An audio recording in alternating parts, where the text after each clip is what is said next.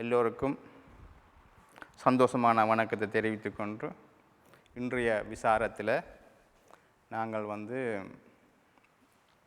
இந்த விசாரத்தின் அடிப்படையான நோக்கம் ஏன் இந்த விசாரத்தை நாங்கள் செய்யணும் என்றால் இந்த விசாரம் ஏன் தேவைன்றதுக்கு அடிப்படையாக மனப்பதிவுகள், பிழையான பதிவுகள், எங்களோட மனதில் தெரிஞ்சோ தெரியாமலோ ஏற்பட்ட தவறான பதிவுகள். இந்த தவறான பதிவுகளால் தான் அதுக்கேற்ற மாதிரி தான் எண்ணங்கள் உருவாகும். இப்போ எங்கள்கிட்ட சித்தம் வண்டி இருக்குது தானே, சித்தம் ரெக்கார்டிங் ரூம் பதிவு. இந்த எங்கள்கிட்ட உடம்பில் மூளை மட்டுமல்ல, உடம்புல உள்ள எல்லா செல்களுமே பதிஞ்சு கொண்டே இருக்கும். ஒவ்வொரு இதையும் ரெக்கார்டிங் செய்து கொண்டே இருக்கும். ஒவ்வொரு டிஎன்ஏலேயும் பதிவுகள் பதிஞ்சு கொண்டே இருக்கும்.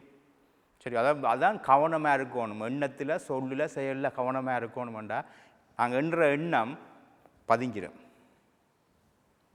இந்த ஆழ்மனம் ஒன்று இருக்குது தானே, இந்த ஆழ்மனம் எப்பயும் விழிப்பாக இருக்கும். அந்த ஆழ்மனதில் 90 விதமான செயல்பாடு ஆழ்மனதிலேருந்து வருது.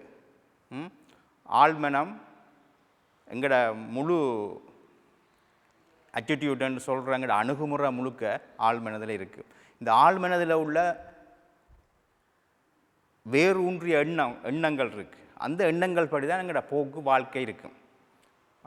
கோ பிலீவ்னு சொல்லுவாங்க. கோ பிலீவ் அந்த ஒரு வேறு ஊன்றிய கோர் கோர் பிலீவ், அதாவது நம்பிக்கை, உங்களோட ஆழ்ந்த நம்பிக்கை, உங்களோட வேரூன்றிய ஒரு எண்ணம் இருக்கும். நீங்கள் யாரெண்டு உங்கள்கிட்ட வேரூன்றிய அந்த எண்ணத்திலிருந்து தான் உங்களோட இயல்புகள் வரும். உங்களோட பிஹேவியர், ஆட்டிடியூட் வரும், அணுகுமுறை வரும். அதை நீங்கள் கண்டுபிடிக்கணும். இந்த விசாரத்தால் கண்டுபிடிக்கலாம். நான் யார், எந்த பிஹேவியர் எது, என்ன பிடிச்சுள்ள அந்த ஆழமான அந்த வேரூன்றிய எண்ணம் என்று கண்டுபிடிச்சிட்டு அதை நேரடியாக ஆழ்மனதுக்கு நாங்கள் கட்டளை போடலாது. என்ன செய்யணும்? பழக்க வழக்கங்களுக்குள்ளாகத்தான் மாற்றலாம். பழக்க வழக்கம் எங்களோட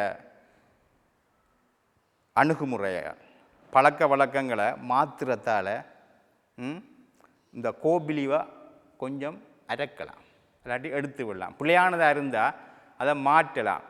அப்போ என்ன செய்யணும்? நேரடியாக ஆழ்மனதுக்குள்ளே போயிடாது.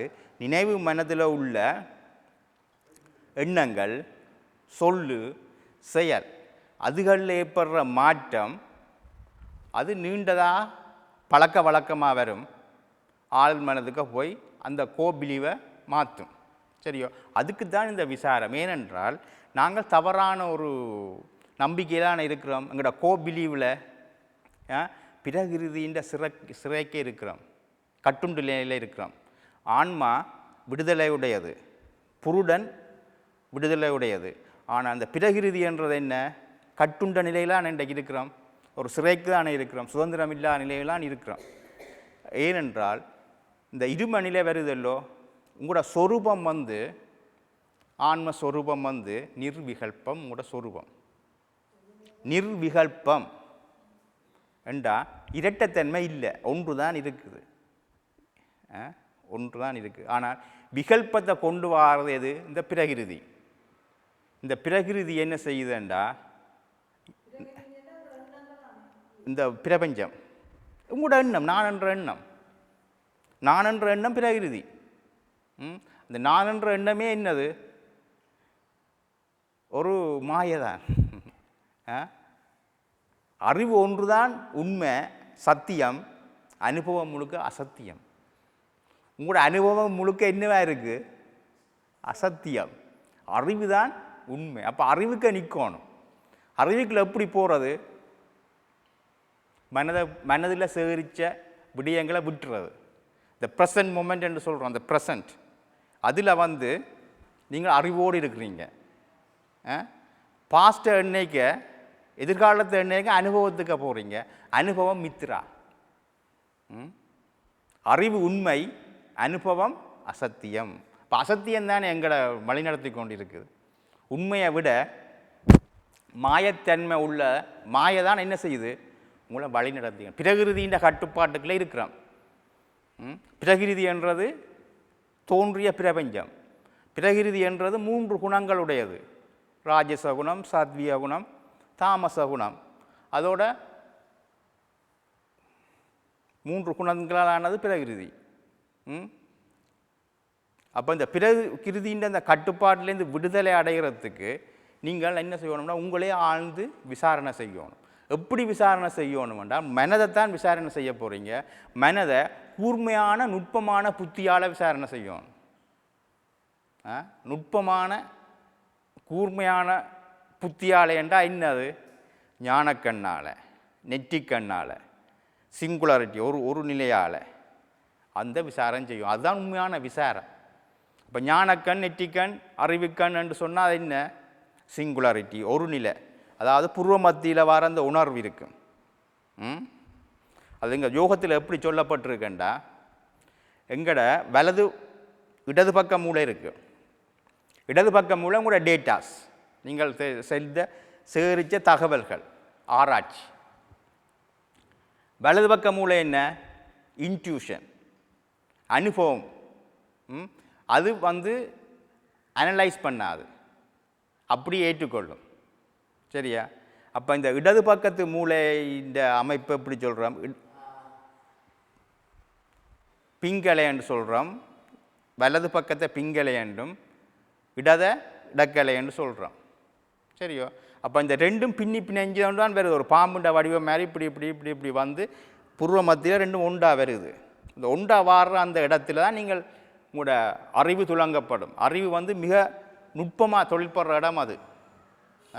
அந்த உங்களோட அறிவு அதுக்கென்ற ஒரு இடம், அது பூர்வ மத்தியில் சிறப்பாக தொழிற்படும். அதோட ஃப்ரீக்குவன்சியும் ஹை, நுட்பமான அறிவு வரும். அப்போ என்ன செய்யணுமெண்டா, ரவி மதி என்று சொல்கிறாங்க. இப்போ விதியை மதியால் வெல்லலாம்னு ஒரு பழமொழி இருக்குல்லோ.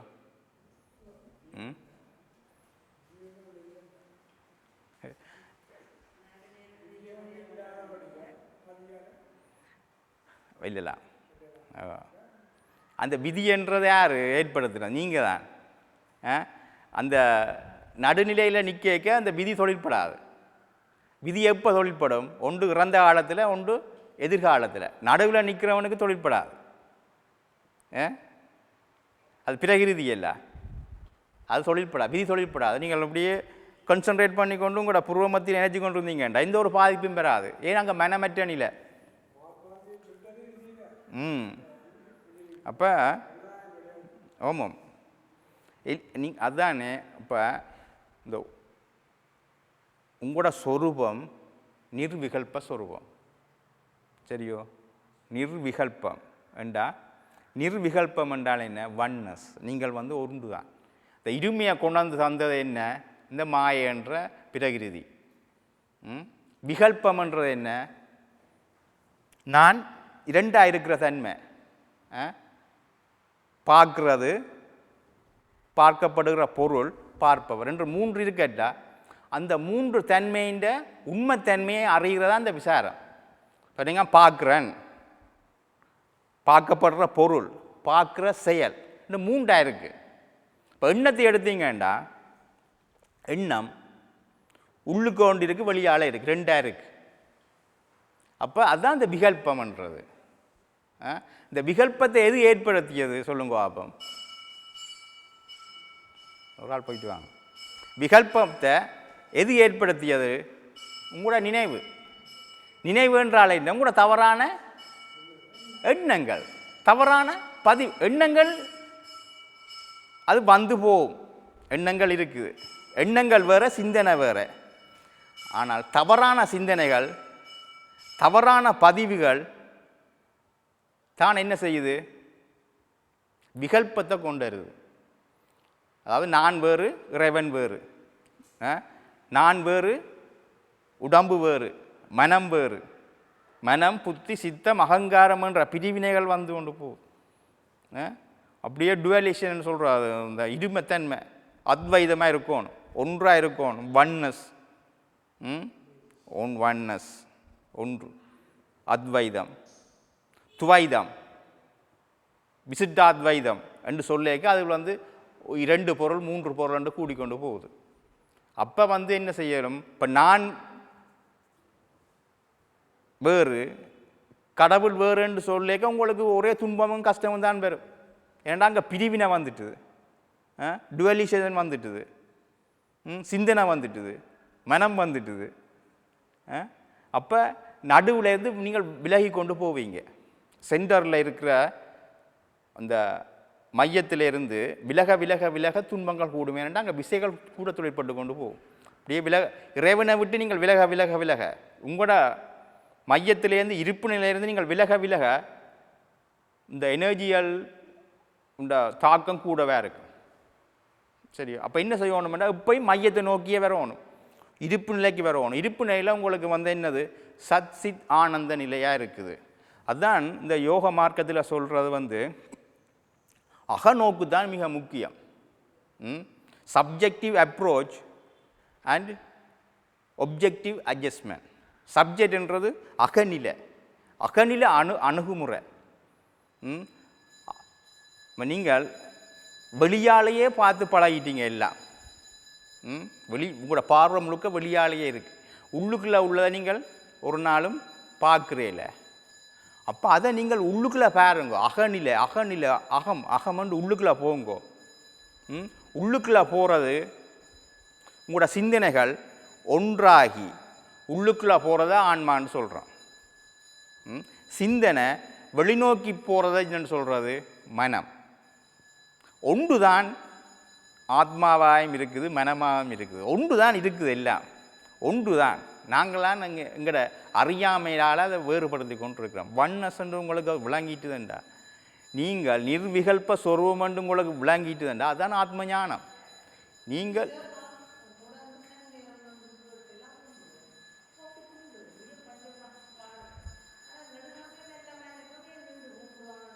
மனம் அந்த நிலைக்கு வந்துட்டுது. மனம்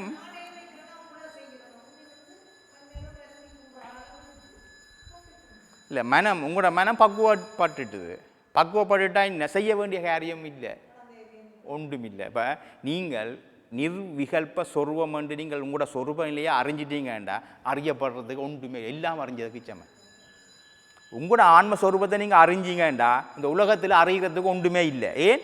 அதுக்குள்ளே எல்லாம் அடங்கும். இந்த இதுதான் எல்லாமா இருக்கு, எல்லாமே இருக்குது, எல்லாமே இருக்குது. இப்போ இந்த பாருங்க, இறைவன் தூணிலும் இருப்பான் துரும்பிலும் இருப்பான்னு சொல்லப்பட்டிருக்கு தானே. இந்த இறைவன் என்ற அந்த அணு, அந்த பார்ட்டிகிள்ஸ், அந்த துகள் இல்லாத இடமே இல்லை. எல்லா இடத்துலையும் அந்த துகள்லாம் இருக்கு. என்னை தவிர வேறொன்றும் இல்லை. நான் தான் எல்லா இடமும் விரிஞ்சிருக்கிறேன். அந்த என்னிடமுள்ள அதே துகள்தான் இறைவனிடம் இருக்குது, உங்கள்கிட்ட இருக்குது, இந்த மிருகங்கள்கிட்ட இருக்குது, இந்த பறப்பனவில் இருக்குது, சகலமும் அதுவே. நானே எல்லாமாக இருக்கின்றேன். மகா காளி கருப்பாக இருக்குது, ஏனென்றால் எல்லாத்தையும் அடக்கி இருக்குது. இருள்தான் எங்கும் பறந்துள்ளது, வெளிச்சம் தோன்றி மறை. இருள் எங்கே இருக்குது? எல்லா இடம் இருக்குது. இருள் இல்லாத இடத்தை காட்டுங்க ஆகும். இந்த வெளிச்சம் இருக்குது, இருள் இருக்குது. இப்போ இல்லையான்னு சொல்ல போகிறீங்களா? இருள் இருக்குது. இருள்தான் நிரந்தரம். வெளிச்சம் இந்த எலக்ட்ரிசிட்டி இல்லாட்டி போய் நான் இருள் அப்படியே இருக்குது. இந்த அண்ட வெளியில் இருள் தான் நிரந்தரமாக இருக்குது. எல்லா இடமும் பறந்து இந்த இருளைத்தான் என்ன சொல்கிறாங்க, இறைவனுக்கு ஒரு ஒப்புவமையாக சொல்லப்படுது. துண் இருள்ன்னு சொல்கிறார் மாணிக்கவாசகர். துண் இருள், அந்த துண் இருள் வியாபகமானது, எங்கும் இருக்குது, அதில் சாட்சியாக வர இருக்குது. அப்போ நீங்கள் இந்த துகளில் இருந்து அலை தத்துவத்துக்கு போட்டிங்கண்டா, இப்போ துகள் இருக்குத்தானே அணு, அந்த அணுவில் இருந்து எல்லாம் உருவாகிருக்கு. ஐம்பூதங்கள், ஐம்பூதங்கள்லேருந்து எல்லாம் படைக்கப்பட்ட இந்த பிரபஞ்சம் இருக்குது. இதுக்கு எல்லாத்துக்கும் அடிப்படையாக என்ன இருக்குது? அலை, த வேவ்ஸ். ஒரு ஒரு உதாரணத்துக்கு நீங்கள் ஒரு தியேட்டரில் படம் பார்க்குறீங்க. அந்த அந்த திரையில் ரீலீஸ் போட்டு படம் ஓடும், சரியோ? அப்போ இந்த படம் அசைகிறதால இந்த என்ன வெளிச்சம் அசைகிறதால அங்கே என்ன உண்மையாக நடக்கிற மாதிரி ஓடுற மாதிரி சிரிக்கிற மாதிரி சண்டை பிடிக்கிற மாதிரி தெரியுது. அந்த அசைவு கூடாக அசைவில்லாத அந்த திரையை பார்க்குறீங்களா? அந்த நுட்பத்தை பழகணும். இந்த பகவத்கீதையில் சொல்லப்படுது சாரம் வந்து அசைகின்ற பொருள்களில் அசையாத ஒன்றை கவனி. அசையாத பொருளில் அசைகின்ற ஒன்றை கவனி என்று சொல்கிறார். அப்போ நீங்கள் இந்த இந்த படம் ஓடைக்க அந்த திரை அப்படியான் இருக்குது. திரையை கவனிக்கிற தன்மை வேற ஒன்று. இந்த காட்சிகள் நடக்குது எல்லாம் மாயக்காட்சிகள். அந்த மாயக்காட்சிகளுக்குள்ள அந்த இறை இருப்பை கண்டுபிடிக்கணும். இறை இருந்து கொண்டு இருக்குது. இப்போ பாருங்க, இப்போ இந்த வெளிச்சம் வந்ததால் தான் இருள் போன வேண்டி இல்லை. வெளிச்சம் வந்ததால் இருள் போன வேண்டி இல்லை. இருள் இருக்குது, வெளிச்சம் தான் தோன்றி மறையுது. அதே மாதிரி ஞானமும் உங்களோட சொரூபமும் என்ன மாதிரி இருக்குது? இருந்து கொண்டே இருக்குது. இந்த குரு வந்து சொல்லி தந்துதான் நான் ஞானம் அடைஞ்சேன் ரெண்டு இல்லை. ஞானம் சொரூபமாக நீங்களே இருக்கிறீங்க. விளக்கம் இருக்குது, தெளிவு இருக்குது. ஆனால் உங்கள்கிட்ட எல்லாம் இருக்குது. அது அறிகிறதானே. இந்த இந்த ஆன்மீகத்தில் வந்து அடைகிறதுன்னு ஒன்றும் இல்லை. ஒன்றும் அடைகிற நிலை இல்லை, அறிகிறதான். ஏனென்றால் கிருஷ்ணமூர்த்தி சொல்லுவார், சிந்தனையாளர் சொல்லுவார், ட்ருத் இஸ் பாத்லெஸ், சத்தியத்துக்கு பாதைகள் இல்லையான்ட்டு. பாதைகள் கூட சத்தியத்தை அடைய முடியாது. ஏனென்றால் சத்தியமாகவே நீங்கள் இருக்கிறீங்க. நீங்களாக இருந்து கொண்டு உங்களை தேடுற மாதிரி, அதாவது முத்து மாலையை கழுத்தில் அணிஞ்சு கொண்டு காணையிலேன்னு தேடுற மாதிரி இல்லையா? நீங்களாகவே சொருபமாக இருந்து கொண்டு அந்த சொருபத்தை தேடுறீங்க என்றால் அடையலாம், அறியலாம். அதான் ஒரு கவிஞர் எழுதியிருக்கிறார், ஒரு சித்தர் சொல்கிறார், தூராதி தூரமடி தூரம் இல்லையடி. ஆராய்ச்சி செய்தீங்கன்னா சரியான தூரம், இறைவனை பிடிக்கல. அதாவது இடது பக்க மூளையால் ஆராய்ச்சி செய்தீங்கண்டா தூராதி தூரம். அடுத்த வரையில் சொல்கிறா தூரம் இல்லையடி.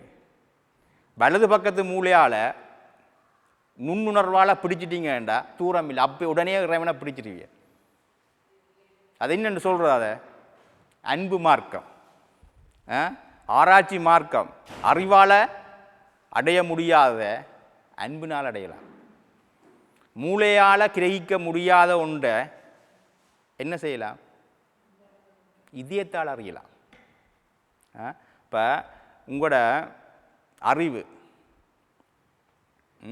மனம், அதுன்ற மூலம் எங்கே இருக்குன்னு நினைக்கிறீங்க? மனதுன்ற மூலம் எங்கே இருக்குது? ஆழ்மனம் எங்கே இருக்குது? அநாகத சக்கரம் இதயத்திலான் இருக்குது. இதயத்திலான் எல்லாம் ஒடுங்குது மூலம். இப்போ இந்த அறிவு ஒன்று இருக்குது தானே, இந்த அறிவு வந்து தன் மூலத்தை தேடுற ஒரு நிலை இருக்குது, தேடிக்கொண்டே இருக்குது. தான் அங்கேருந்து வந்த நான் இப்போ வந்து ஏன் நீங்கள் வந்து இந்த ஆன்மாவை அறியணும்? இன்றைக்கு மனிதன் வந்து ஏன் நிறைவில்லாத தன்மையால் இருக்கிறான்? படித்து கொண்டே இருக்கிறான், பிஹெச்டி மட்டும் அறிவறியில் இருந்து பிஹெச்டிக்கு போய் அங்காலையும் இல்லையா இல்லை இன்னும் இருக்கான்னு யோசிக்கிறான். ஏன்? தேடுதல் இருக்கு. நீங்களும் உங்களோட பாட்டுக்கு ஒவ்வொன்றை செய்து கொண்டு இருக்கிறீங்க.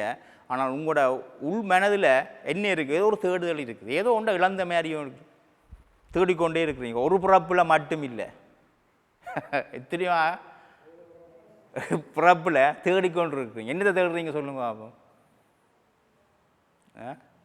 எதை தேடுறீங்க?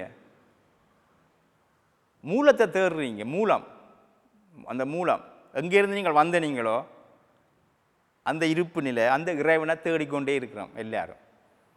அந்த தேடுதல் எப்போ நிறைவடையும் என்று சொன்னால் பூரணமாக நீங்கள் அதை உணர்றீங்க. கூட சொரூபம் நிர்விகல்ப சொரூபம், நான் நிர்விகல்ப சொரூபம், இருமைகள் அற்ற நிலை, ஒன்னஸ், ஒன்றுதான். இந்த நினைவுகளால் வந்தது. இந்த இருமை எங்கேருந்து வந்தது? நினைவினார் இருமையில் வந்தது. நான் வேறு, என் உடம்பு வேறு, நான் வேறு, இறைவன் வேறு. அந்த இருமை எங்கேருந்து வந்தது? டுவலிசேஷன் என்று சொல்கிறது இந்த நினைவினார். இந்த நினைவு எங்கேருந்து வந்தது? தவறான பதிவுகளால். இப்போ தவறான பதிவுகளை நீங்கள் எடுத்து விட்டீங்கன்னா என்ன நடக்கும்? இந்த நினைவில்லாமல் போயிடும். இந்த நினைவு இல்லாட்டி எண்ணங்கள் வராது. எண்ணங்கள் அங்கே ஏன் வருது சொல்லுங்க அப்போ? நினைவுகள் கூட உள்ள ஒரு ஆளு பாருங்க ஊறுப்பட்ட எண்ணங்கள் வரும். நினைவுகள் குறைவாக உள்ள ஆட்களுக்கு 2-3 எண்ணங்கள் இருக்கும். அமைதியாக இருப்பினம் சில பேர் அமைதியாக இருப்பினம், சில பேர் அமைதியற்று ஓடுபட்டு தெரியணும். ஏனென்றால் நினைவுகள் கூட இருந்ததுன்றால் பல எண்ணங்கள் வரும். எண்ணங்களுக்கும் நினைவுக்கும் சம்பந்தம் இல்லை, தொடர்புபடுத்துறதாலாம் பிரச்சனை. எண்ணங்கள் எனர்ஜி, சித் எனர்ஜி, இறை ஆற்றல்லேருந்து உருவாகிறது எண்ணம். ஒரு எண்ணம் என்ற என்ன? ஒரு எலக்ட்ரோ மேக்னட்டிவ் ஒரு ரேடியேஷன், ஒரு அதிர்வு. அது அதிர்வு வந்து இருக்குது. ஆனால் எங்கள்ட நினைவுக்கு ஏற்ற மாதிரி தான் அந்த எண்ணம் உருவாகும். எங்களோட மனதில் சித்தத்தில் உள்ள பதிவுகள் இருக்குத்தானே, சித்தத்தில் உள்ள பதிவுகளுக்கு ஏற்ற மாதிரி தான் எண்ணத்தை பிடிப்பியல். அப்போ சித்தத்தில் தவறான பதிவுகள் இருந்தால் தவறான எண்ணத்தை தான் பிடிப்பியல், நீங்கள் உண்மையாக விட்டுருவியல். ஆனால் சித்தத்தில் நல்ல எண்ணங்களால் பதிவுள்ளவன் நல்லதை பிடிப்பான். சரியா? அப்போ இந்த பதிவுகளை தான் நீங்கள் கவனம் செலுத்தணும். அதுதான் சித்தம். அது சித்தத்தை பற்றியான கல்வி தான் எது? ஆன்மீகம். ஆன்மீகத்தால் நீங்கள் விளங்கி கோட்டிங்கன்றது இந்த பதிவுகளை எப்படி அகற்றுறது. எவ்வளோத்துக்கு இந்த பதிவுகளை அகற்ற உங்களுக்கு என்னவாக இருக்கும்? ஆனந்த நிலை தோன்றும், அமைதி நிலை தோன்றும். இந்த இருப்புக்குள்ளே வர ஆனந்த நிலை, நிறைவு நிலை, அமைதி நிலை, மௌன நிலை. அதாவது இந்த கொஞ்ச நேரம் மௌனமாக இருந்து பழகணும். சரியோ? ஒரு கிழமைக்கு ஒரு நாளாவது வியாழக்கிழமை ஒன்றும் கதைக்காமல் இருந்து பழகும், மௌனமாக இருக்கும். சைகையும் வேண்டாம், கைப்பாசையும் வேண்டாம். சரி, இல்லாட்டி ஒரு குறைஞ்சது ஒரு 2 மணித்தியாலமாக இருந்து பாருங்க, எவ்வளோ வித்தியாசம் பெறுமெண்ட். மௌனமாக இருந்து பாருங்க. அந்த மௌனமாக இருக்க உங்களோட கோஷங்கள் இருக்குல்ல, விஞ்ஞானமய கோஷம் வலுவடையும். எங்களுக்கு 5 கோஷங்கள் இருக்குல்ல, அந்த விஞ்ஞானமய கோஷம் அறிவு நல்லா தொழில்படணும்னா மௌனமாக இருந்து பழகும். மௌனம்தான் இந்த நுண்ணறிவை பெருக்கும். அப்போ அமைதியாக கொஞ்ச நேரம் இருக்கும். அதான் புத்தர் போயிருந்தவர் குகைக்குள்ள, மௌனமாக இருந்தால் அந்த நுண்ணறிவை பெருக்கினவர். ஏனென்றால் சாதாரண அறிவால் இதுகளை ஆராய்ச்சி செய்யலார். சாதாரண அறிவினால் இந்த ஆத்ம விசாரணையோ தன்னை பற்றியோ பிரபஞ்சத்தை பற்றியோ இதை உருவாக்கிய இறைவனையை பற்றி ஆராய்ச்சி செய்யலாது. ஏனென்றால் அந்த அறிவு கண்டுபிடிக்கலாது. அப்போ அறிவை கூர்மையாக்கும். அதுக்காக மௌனமாக இருந்து விஞ்ஞானமய கோஷத்தை வலுவடைய செய்யணும். அதுக்கு குகை வழியை போய் மௌனமாக இருந்து நுட்பப்படுத்தி கொள்வார்கள். அதே மாதிரி நீங்களும் ஒரு மணித்தியாலமும் அரை மணித்தியாலமும் கொஞ்சம் மௌனமாக இருந்து பழகுங்க. அப்போ உங்களோட அறிவு பெருகும். அறிவு பெருக அந்த கூர்மையான அறிவினால் ஆராய்ச்சி செய்து கண்டுபிடிக்கலாம் நான் யார் என்று. நான் ஆத்மஸ்வரூபம், நான் நிர்விகல்ப ஸ்வரூபம்ன்றதை கண்டுபிடிக்கிறதுக்கு நுண்ணறிவால் தான் செய்யலாம். அதாவது அந்த புருவ மத்தியிலேருந்து வர அந்த உணர்வால் தான் பிடிக்கலாம். அப்போ இடது பக்கத்தால் மூளையால் ஆராய்ச்சி செய்தீங்களா தூராதி தூரம் கண்டுபிடிக்க மாட்டீர்கள். ஆராய்ச்சி செய்து கொண்டே போகும். எவ்வளவு படித்தாலும் கண்டுபிடிக்கலாது. ஏனென்றால் அறிவு என்னென்று சொல்கிறது? அனுபவம் முழுக்க பொய் என்று தான் என்ன சொல்லப்படுது. அனுபவிக்கப்படுவன் தான் உண்மை. அனுபவம் அசத்தியம், அது மாறும். அனுபவிக்கிறவன் மாற மாட்டான், நிரந்தரமான. அறிவு எங்கே இருந்து வருது? இதயத்திலிருந்து ஒரு உணர்வு சாட்சியாக வருது. அனுபவம் மாறிக்கொண்டே இருக்கும். இன்றைக்கு சந்தோஷமாக இருக்கும், நாளைக்கு துன்பமாக இருக்கும். இன்றைக்கு துன்பமாக இருக்கும், நாளைக்கு சந்தோஷமாக இருக்கும். இன்றைக்கு இரவாக இருக்கும், நாளைக்கு பகலாக இருக்கும். அப்போ மாறிக்கொண்டு எல்லாம் மாறுதல். மாற்றம் இல்லாத அறிவு. மாறுறதெல்லாம் மித்ரா, ஜெகம் மித்ரா. அதான் வேதாந்தம் சொல்லு, ஜெகத் மித்ரா. அறிவு தான் உண்மை. இந்த பிரபஞ்சம் முழுவதும் அசத்தியம், அறிவு உண்மை. அனுபவம் முழுக்க அசத்தியம், அறிவு உண்மை. இந்த அறிவைத்தான் என்ன செய்யணும்? வளர்க்கணும். வளர்க்க தேவையில்லை. அதுக்கு என்ன செய்யணும்? இந்த அனுபவங்களை விட விட விட விட அறிவு தண்ட வாட்டில் இருக்கும். இப்போ அகத் நோக்கி போகணும். பாருங்க, சிந்தனைகள் இருக்குத்தானே. சிந்தனைகள் வெளிமுகமாக போய்க்க மனம், சிந்தனைகள் ஒன்றாகி உள்ளே போய்க்க என்ன ஆத்மா, ஆத்மாவாக இருக்குது. அப்போ அது பிரத்யாகாரம், யோகத்தில் வந்து பிரத்யாகாரம்னு சொல்கிறது. அதாவது வெளிநோக்கி போகிற இதுகளில் உள்நோக்கி திருப்புறது. அகம் நோக்கிய அணுகுமுறை, சப்ஜெக்டிவ் அப்ரோச். அகம் நோக்கிய அணுகுமுறை, இந்த அணுகுமுறை தான் எல்லாம் என்று சொல்லப்படுது. இந்த சாஸ்திரம் என்ன சொல்லுதுன்னா அணுகுமுறை தான் எல்லாம். அணுகுமுறையினால் எல்லாத்தையும் நீங்கள் சாதிக்கலாம், அணுகுமுறையில் மாற்றத்தை ஏற்படுத்தலாம். அகம் நோக்கிய அணுகுமுறை, subjective approach and objective adjustment. வெளியில் வாரதெல்லாம் என்ன, அதில் அட்ஜஸ்ட் பண்ணி கொண்டு போக வேண்டிய. சரியா? அதான் ஒரு சித்தர் சொல்கிறார், எத்தொழில் செய்தாலும் எவ்வவத்தை பட்டாலும் முத்தர் மனம் இருப்பது மௌனத்தில். மௌனத்தில் இருந்து கொண்டு நீங்கள் இன்னும் இந்த உலகத்தில் எது செய்தாலும் உங்களை பாதிக்காது. அந்த ஸ்டெடினஸ் வரணும். என்ன அதுக்கு என்ன செய்யணும், மூலத்துக்கு போகணும். மூலம்ன்ற அந்த இதயபூர்வமாக இருக்கும். அப்போ மூளையிலிருந்து இந்த அறிவுக்கு மனதுக்கு எது மூலமாக இருக்குன்னு பார்த்து அந்த மூலத்தை நோக்கி இங்கே போய்க்க இதயத்தில் போய் அது